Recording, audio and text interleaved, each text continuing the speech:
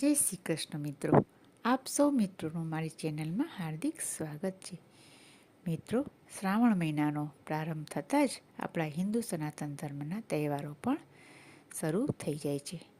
આપણો દેશ તહેવારોનો દેશ છે. આપણા કોઈ પણ તહેવારો પાછળ કંઈક ને કંઈક ઋષિમુનિઓએ સંદેશ તેમાં ગૂઢ રીતે મૂકેલો જ હોય છે.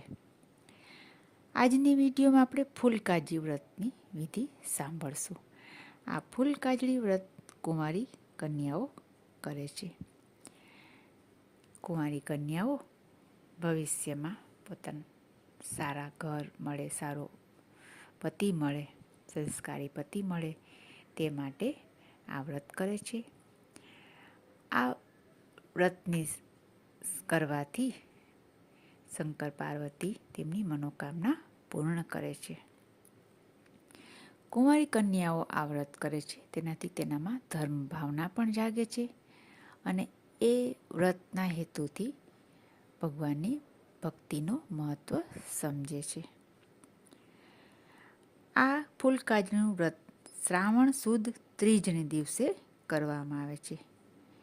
આ વ્રતમાં કંઈ પણ કુંવારી કન્યાઓએ ખાવું પીવું હોય તો તેઓ ફૂલ સૂંઘ્યા પછી જ કંઈ પણ ખાય છે કે પીવે છે. આજની વિડીયોમાં આપણે ફૂલકાજળી વ્રતની વિધિ સાંભળશું, તો ચાલો સાંભળીએ. આ વ્રત શ્રાવણ સુદ ત્રીજને દિવસે કરવામાં આવે છે. આ વ્રતના દિવસે કન્યાઓ વહેલી ઉઠી નાહી ધોઈ સ્વચ્છ કપડાં પહેરી અને મહાદેવના મંદિરે જઈ શિવ પાર્વતીની વિધિ વિધાનથી પૂજા કરે છે. આ દિવસે કન્યાઓ નકોરડો ઉપવાસ કરે છે અને કોઈ કન્યાઓ તો જળ પણ ગ્રહણ નથી કરતી. તેમ છતાં પણ જે કોઈ પાણી પીવે છે તો પાણી પીતી વખતે ફૂલ સૂંઘ્યા પછી જ પાણી ગ્રહણ કરે છે, એટલે કે પાણી પીવે છે. આખો દિવસ મહાદેવજીનું સ્મરણ કરે છે અને મનમાં મહાદેવજી પ્રત્યે ભક્તિ રાખે છે. જ્યારે દિવસ આથમે ત્યારે ગાયો ઘરે આવે છે ત્યારે સાંજના સમયે ગાયનું પૂજન કરે છે અને ગાયના પૂજન કર્યા બાદ ફળાહાર કરે છે. જ્યારે ફળાહાર કરે ત્યારે પહેલાં ફૂલ સૂંઘે છે. આ દિવસે વ્રત કરનાર કન્યાઓ આખી રાત જાગરણ કરે છે અને બધા સાથે મળી મહાદેવજીના ભજન કીર્તન ગાય છે અને શિવ મહિમાના કથા વાર્તા પણ વાંચે છે. આ વ્રત 5, 7 કે 11 વર્ષ સુધી કરવામાં આવે છે. ત્યાર પછી તેની ઉજવણી કરવા માટે વ્રત કરતી 5 કન્યાઓને ફળાહાર કરાવવાનો હોય છે.